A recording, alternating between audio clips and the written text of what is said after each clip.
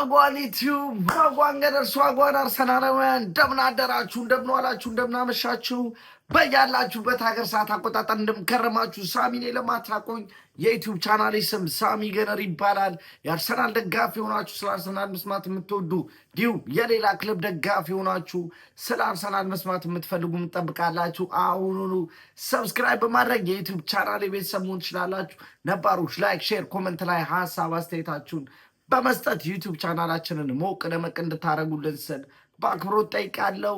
ተመልሻለሁ። እንግዲህ በ28ኛ ሳምንት የእንግሊዝ ፕሪሚየር ሊግ መርሃ ግብር አርሰናል ከሜዳው ውጭ ወጥቶ የሰሜን ለንደን ደርቢ ተጋጣሚውን ቶትናም ሆትስፐርን በሜዳውና በደጋፊው ፊት 4-1 በሆነ ውጤት ማሸነፍ ችለናል። እንግዲህ ይሄ ውጤት እጅግ በጣም ያስፈልገን ነበረ ማለት ነው። ምክንያቱም ደግሞ የአለፈው ሮብ 20ኛ ደረጃ ላይ የሚገኘውን ወልቨርሃምፕተንን 2-0 ከመምራት ተነስተን 2-2 በተጠናቀቀና ነጥብ ማግኘት የነበረብንን አድቫንቴጅ ሳንጠቀም እንግዲህ 1 ነጥብ ብቻ ይዘን በወጣንበት ጨዋታ የአርሰናል ስም በአሉባልታ ወይ የአርሰናል ስም በበጎ እየተነሳ አልነበረም። ድጋሚ ሉዝ ሊያደርጉት ነው ለማንቸስተር ሲቲ ለፔፔ ጋርዲዮላ አሳልፈው ሰጡት የዋንጫ ፉክክሩን እየተባለ ነበረ። እንደነገርኳችሁ ነው የትላንትናው ፕሪቪው ቪዲዮ ላይ እስካሁን የብሬንትፎርዱ ላይ እና ወልቨርሃምፕተኑ ላይ ኢንጀነራል ያለፉትን 7 ጨዋታዎች ላይ ያሳየነውን ደካማ ፐርፎርማንስ አሻሽለን ስቴትሜንት ዊን አድርገን ወደ አቋማችን ለመመለስ ፐርፌክት ጌም ይሄ ነው ብያችሁ ነበር። ምክንያቱም ኢትስ ሰሜን ለንደን ደርቢ ስለነበረ ተፎካካራችን የኛን ውድቀት የኛን የዋንጫ ጉዞ ለመግታት የቻሉትን ከማድረግ ወደኋላ የማይሉት ስፐርሶች ነበሩ። ነገር ግን የትላንትናውን ቪዲዮም ላይ ይህን ነገር ነግሬያችሁ ነበር።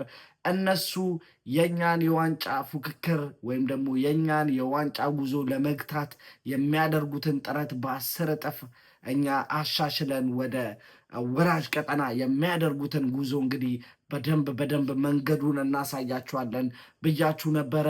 እጅግ በጣም በሚገርም ፐርፎርማንስ ኤብሪቼዜ you can hear them crying at the lane. Every chase score again. One call from me, Arteta, he say, wow, fuck off Tottenham, I'm a gunner now. እውነትም ይሄ ዜማ ቦታውን አግኝቷል።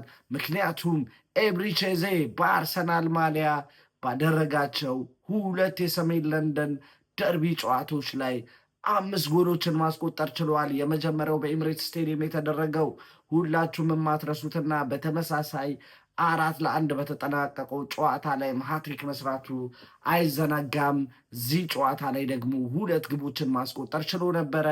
2 የተቀሩትን ግቦች ደግሞ he comes from Sweden, the guy very nice. He dumped his girlfriend to play in red and white. He's scoring goal with a cannon on his face. His name is Victor Kores.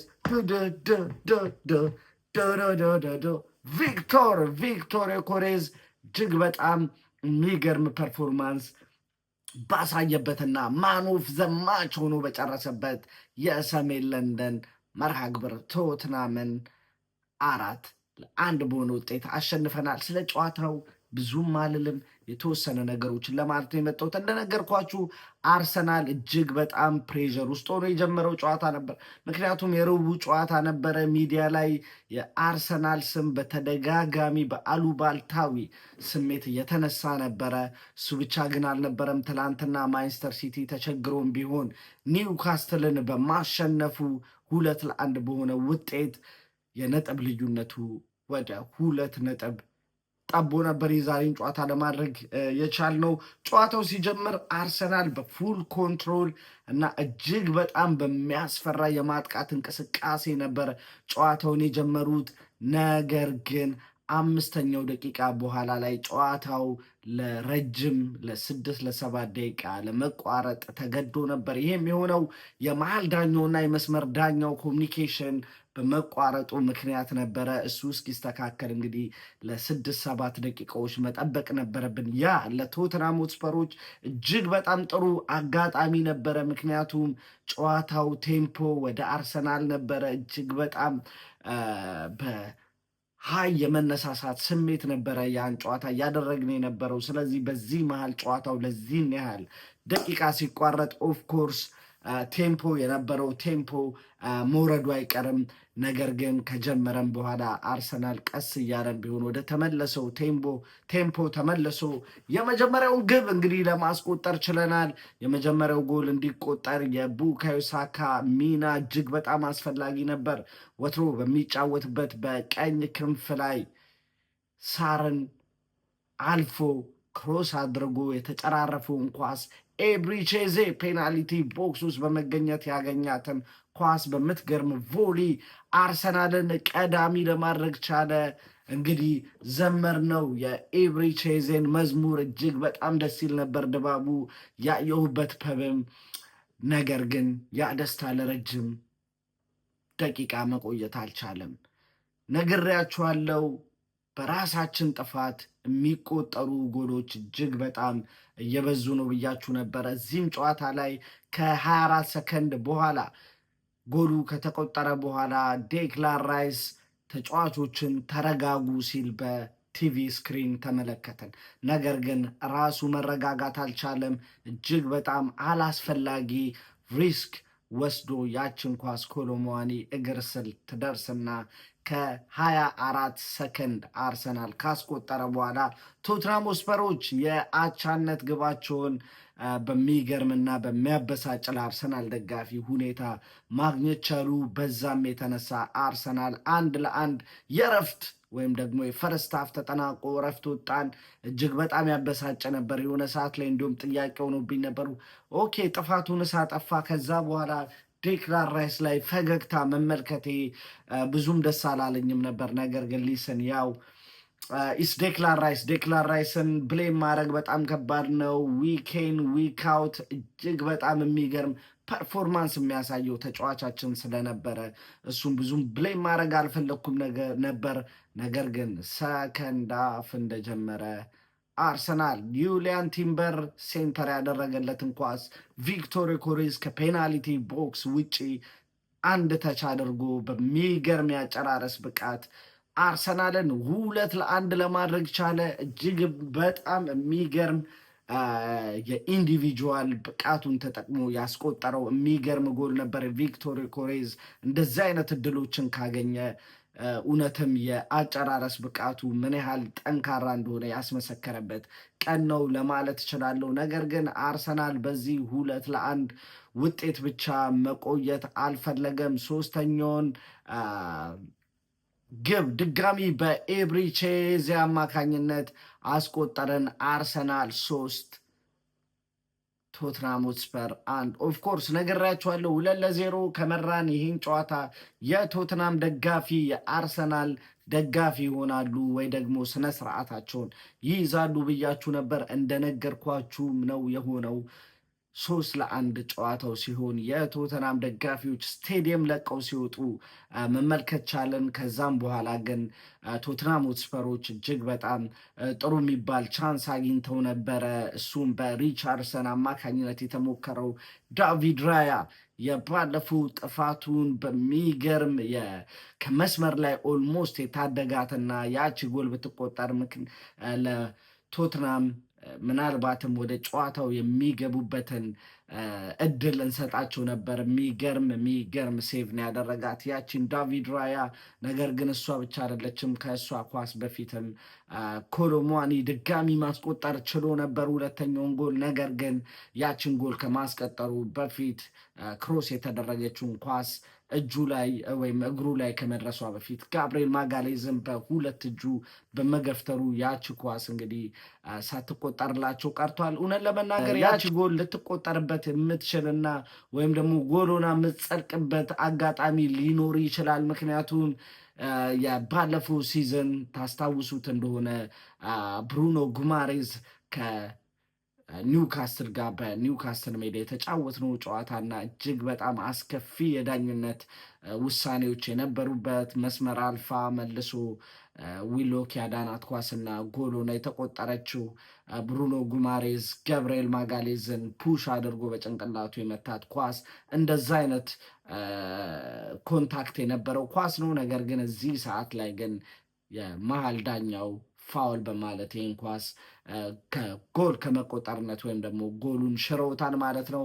አርሰናል 3-1 ሊጠናቀቅ ነው የጨዋታ እያለን ይህን ጎልም ከማስቆጠሩ በፊት ማን ኦፍ ዘ ማች መባል የቻለው እና በጨዋታው ላይ በሊንክ አፕ ላይ እንዲሁም በሙሉ የጨዋታ እንቅስቃሴ እጅግ በጣም ገራሚ ፐርፎርማንስን ሲያሳየ የነበረውን ቪክቶር ኮሬዝን ማን ኦፍ ዘ ማች በማለት ሰየሙት። ነገር ግን ካላችሁኝ አይቀር ይመስላል ተቀይሮ የገባው ካፕቴን ኦዴጋርድ አሲስት ያደረገለትን ኳስ አሁንም ኦልሞስት በራሱ ብቃት ማለት ይቻላል የሚገርም ፊኒሽንግ የታየበት አርሰናልን 4-1 ማድረግ የቻለች ግብ አስቆጠረ። አርሰናል በእነዚህ ጎሎች ታጀቡ ይህን ጨዋታ 4-1 በሆነ ውጤት ማሸነፍ ቻልን ማለት ነው። ፐርፎርማንሱ የሚገርም ነበረ። እጅግ በጣም የሚገራርሙ ፐርፎርማንሶች ነበሩ።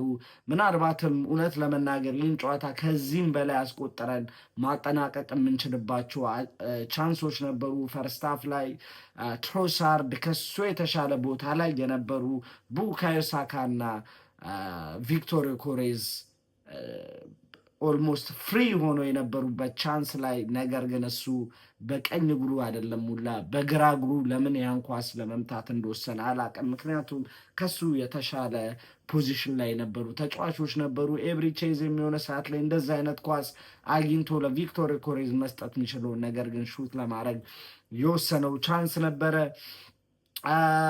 እንደነገርኳችሁ ነው ጨዋታው ላይ ሁሉም ማለት ይቻላል በጣም አሪፍ እንቅስቃሴ ነበር ሲያደርጉ የነበሩ ፔሮ ሄንካፔ፣ ዙቢሜንዲ የምናውቀውን ዙቢሜንዲ የዛሬው ጨዋታ ላይ መመልከት ችለናል።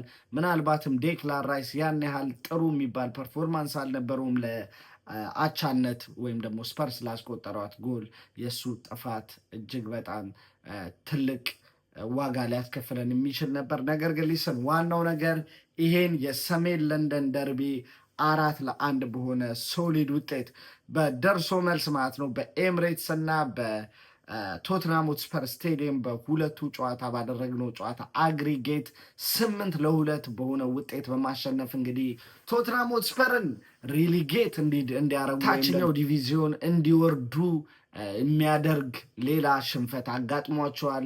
ከሌላው ወራጅ ቀጠና ጋር ካለው ዌስትሃም ጋር ያላቸው የ4 ነጥብ ልዩነት ብቻ ነው።